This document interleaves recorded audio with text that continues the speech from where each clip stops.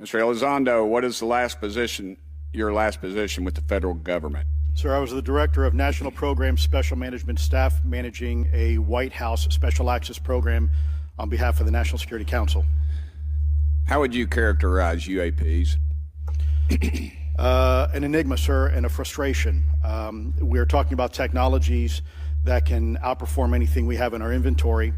And if this was an adversarial technology, this would be an intelligence failure eclipsing that of 9/11 by an order of magnitude. Are there classified Department of Defense materials related to UAPs that you believe could be safely disclosed to the public without compromising national security? Yes, sir, I do. I would never, ever try to endorse providing some sort of information that could compromise what we call a blue force technology or capability. But I do believe there's a lot of information regarding this topic, and I've been very vocal about it, that should be shared not only with the public, but most importantly, with members of Congress. Are you familiar with my friend David Grush? Absolutely, sir. I had the privilege and honor of working with him myself several years ago at U.S. Space Force. Last year, as you know, he testified that the U.S. has run a multi-decade UAP crash retrieval and reverse engineering program. Would you agree with that? Yes, sir. Are there UAP programs operating without proper congressional oversight? 100%. What are they? Unfortunately, sir, I would have to have that conversation in a closed session. I know you said that, and a lot of people are frustrated with those kind of answers, but we're asking those kind of questions so you all know what the heck we're up against. You also mentioned in your opening statement that the Pentagon's Public Affairs Office employs a psychological operations officer as the singular point of contact for UAP-related inquiries. Why the heck would they do that? Sir, that's a great question. I would ask the Pentagon. There's a long history here of that individual providing misleading and false information to the public through various news outlets and media outlets in order to discredit this topic.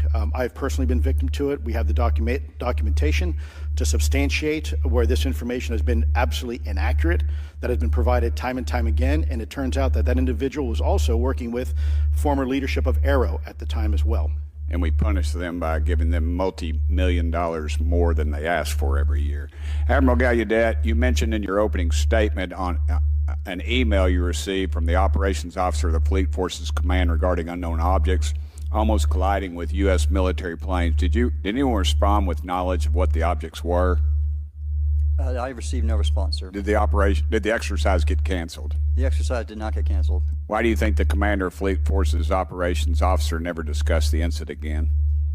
Sir, I'm speculating because I didn't have an exchange with him, but I believed it to be part of a special access program, the information and the video, which we have known now it was, and he realized he couldn't share that openly with the recipients of the email, and therefore the email was pulled from everybody's account. Again, tell us what happened to the email from the commander of Fleet Forces.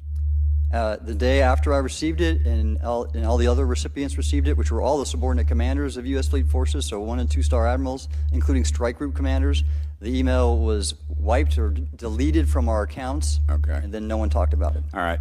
Have you specifically had any experience with submersible objects? Sir, I've no personal experience, but I've had witnesses on submarines come to me and say they've seen on sonar data. Correct. Okay. Yeah. How would you characterize those, and how do they move? The one instance that was revealed to me was in the 80s on a nuclear-powered submarine, a ballistic missile submarine, that the object exhibited the characteristics of a Russian torpedo in terms of its speed of movement and closing rate with the submarine, and then it slowed and followed the submarine slowly in its wake for a period of minutes, and then rapidly exited the scene. And nothing that we know of in technology-wise could replicate that. And the speed of these objects was faster than anything that we have or anybody else has that would be manned. Is that correct? It was on the order Underwater. of a torpedo. So yes, sir. Yes, sir. But as it exited, well, I don't exactly know how fast a torpedo is, but I expect it does better than my old outboard Scott Atwater. So I'll take that as a yes. Yes, okay. Sir. Have you experienced any experience with the All-Domain Anomaly Resolution Office, ARROW?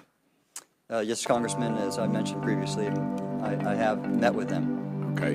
You heard Mr. Elizondo describe psychological operations for those contacting the Department of Defense about UAPs. You mentioned a similar influence operation by Arrow. Why are federal agencies invested in running information operations about UAPs if they do not exist? Yes, sir. Yeah, but